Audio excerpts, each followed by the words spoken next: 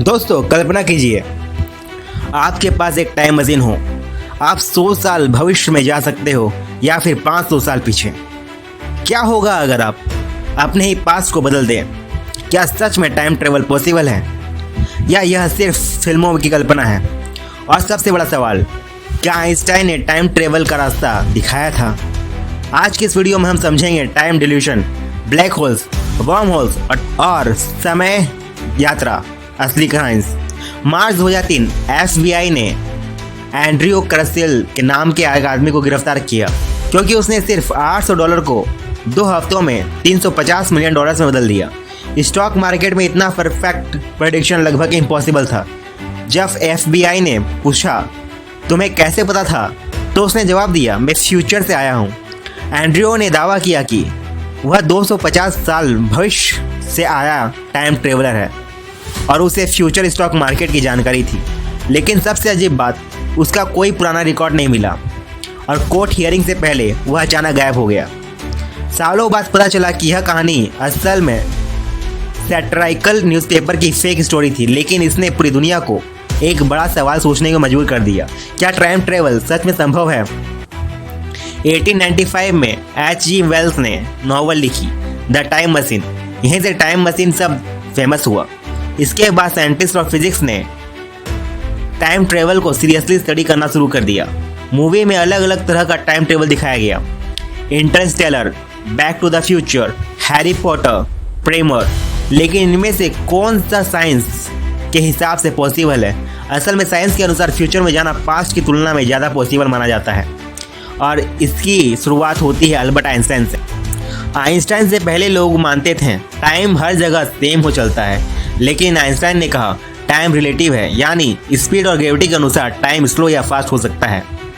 इसे कहते हैं टाइम डिल्यूशन। जितनी ज़्यादा स्पीड उतना धीरा टाइम, और यही कॉन्सेप्ट फ्यूचर टाइम ट्रेवल की फाउंडेशन है। 1971 में साइंटिस्ट ने एक्सपेरिमेंट किया। उन्होंने एटॉमिक क्लॉक को एरोप्लेन में रखा। जब प्लेन वापस आया तो उसकी क्लॉक ग्राउंड वाली क्लॉक से कुछ नैनो सेकेंड पीछे थी, यानी प्लेन में टाइम थोड़ा स्लो चलता था। अब सोचिए, अगर कोई रॉकेट लाइट स्पीड के करीब चल जाए, आइंस्टाइन के अनुसार उस रॉकेट में बैठे लोगों के टाइम स्लो हो जाएगा। अगर वे 10 साल बाद लौटेंगे तो धरती पर हजारों साल बीत चुके होंगे। रशिया एस्ट्रोनॉट गेनेडी पाडलकर स्पेस में सबसे ज़्यादा समय बिताने वाले इंसान है। स्पेस में हाई स्पीड की वजह से वह टेक्निकली फ्यूचर में ट्रेवल कर चुके हैं, लगभग 0.02 सेकेंड। आइंस्टाइन ने सिर्फ स्पीड नहीं बल्कि ग्रेविटी में भी बारे में बहुत कुछ कहा। जितनी ज़्यादा ग्रेविटी उतना धीमा टाइम। आइंस्टाइन ने यूनिवर्स को एक फैब्रिक की तरह समझाया और भारी गेंद कपड़े को नीचे दबाती है, वैसे ही मैसिव ऑब्जेक्ट स्पेस टाइम को मोड़ देता है। ब्लैक होल यूनिवर्स की सबसे हैवी ऑब्जेक्ट मानी जाती है। उसके पास ग्रेविटी इतनी ज़्यादा होती है कि टाइम बेहद स्लो हो जाता है। इंटरस्टेलर मूवी में भी यही कॉन्सेप्ट दिखाया गया है। इंटरस्टेलर में ब्लैक होल के पास 1 घंटा अर्थ के 7 साल बाद। और सबसे मज़ेदार बात, यह सिर्फ फ्रिक्शन नहीं बल्कि वास्तविक फिजिक्स पर आधारित है। 10 अप्रैल 2019 इवेंट होरिज़न टेलीस्कोप से पहली बार ब्लैक होल की तस्वीर सामने आई। इससे आइंस्टाइन की कई प्रेडिक्शन सही साबित हो गई। आपका GPS भी आइंस्टाइन की थ्योरी का इस्तेमाल करता है। सैटेलाइट की स्पीड और ग्रेविटी अलग होती है, इसलिए उसकी क्लॉक को लगातार करेक्ट करना पड़ता है, वरना GPS गलत लोकेशन दिखाएगा। अब एक और तरीका, क्रायोस्लीप मूवीज जैसे पैसेंजर्स में दिखाया गया था। आइडिया यही है कि बॉडी को लो टेम्परेचर पर डालकर एजिंग स्लो कर दी जाए। नासा इस पर रिसर्च कर रहा है। अब सबसे बड़ा सवाल, क्या हम पास्ट में जा सकते हैं? स्टीफन हॉकिंग ने एक बार टाइम ट्रेवल पार्टी रखी थी। उन्होंने इनविटेशन बाद में भेजा ताकि सिर्फ फ्यूचर टाइम ट्रेवल आ सके, लेकिन कोई नहीं आया।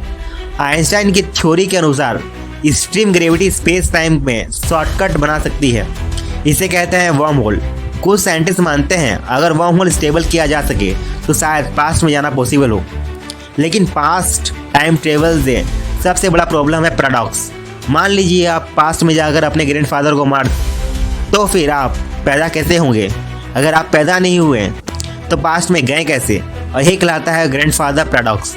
कुछ साइंटिस्ट कहते हैं पास्ट बदलने में कई टाइमलाइन बन सकती है, यानी एक नया यूनिवर्स। इसे कहते हैं मल्टीवर्स थ्योरी। तो दोस्तों, फ्यूचर में टाइम ट्रेवल साइंस के अनुसार पॉसिबल माना जाता है, लेकिन पास्ट में टाइम ट्रेवल आज भी एक बड़ा मिस्ट्री है। शायद आने वाले 100 सालों में इंसान को टाइम को और बेहतर समझ पाए और शायद एक दिन टाइम मशीन भी बन जाए।